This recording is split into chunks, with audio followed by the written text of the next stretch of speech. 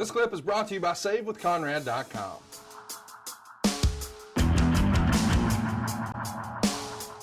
So let's talk about it. You got 13,500 fans here. The night opens with a Michael Hayes concert. It's also going to have a David Allan Coe concert. We've got Kendall Williams beating Gladiator #1, which is really Gary Royal. Then we've got Sting. That's right. Your Sting beating Thunderfoot #1, which is Joel Deaton. Jimmy Valiant is going to pin Basher of the Mod Squad. The UWF Western States Heritage Champion Barry Windham will beat Rick Steiner in a non-title match.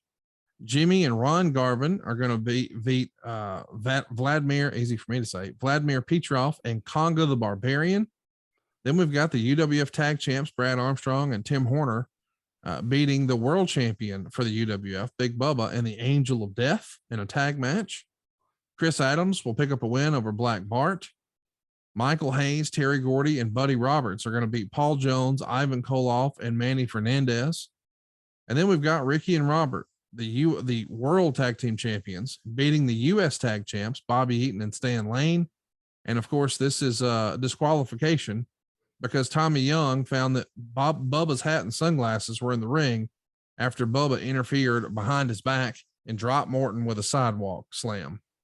Then it's time for Steve Williams and Dick Murdoch. They're in a Texas death match. They go 8 minutes, but now it's time for our main event.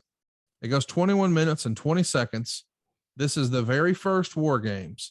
It's Dusty Rhodes, Nikita Koloff, and the Road Warriors on one side with Paul Ellering rounding out their duo to take on Ric Flair, Arn Anderson, Tully Blanchard, Lex Luger, and J.J. Dillon. Ultimately, J.J. is going to submit, Hawk standing on his throat. But more importantly, there's a real injury that happens here as JJ, unfortunately, I guess draws the bad straw. He takes the Doomsday device and in the process, I think breaks his shoulder, winds up in the hospital that night. What can you tell us about your first War Games experience? Several mistakes were made. Number one, leaving Hawk to the end. Huge mistake.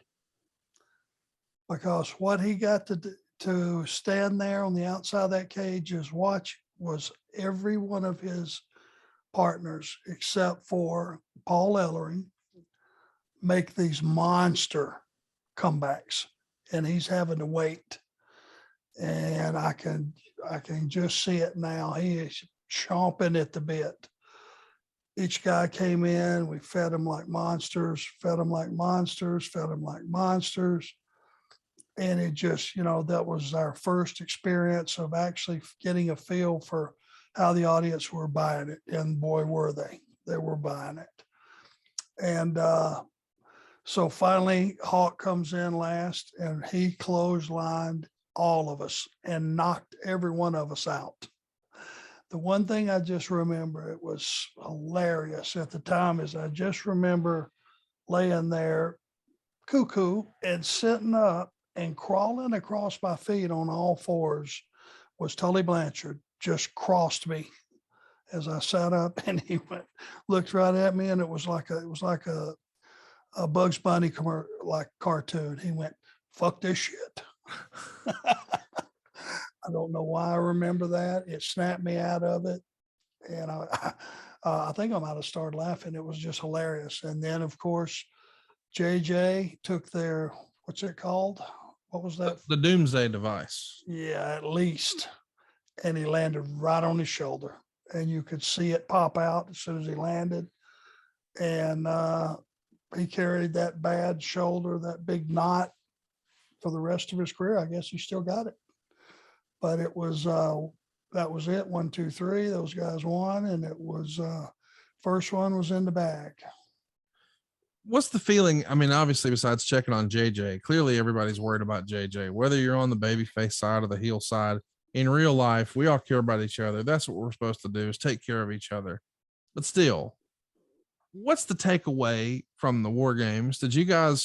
Did it feel special when you were doing it? Did you think when you walked through the curtain, well, shit, we got to do one of those at least a year? Or was it, how many more times can we do that? Or hell, I don't ever want to do that again. What was the thinking amongst the guys afterwards?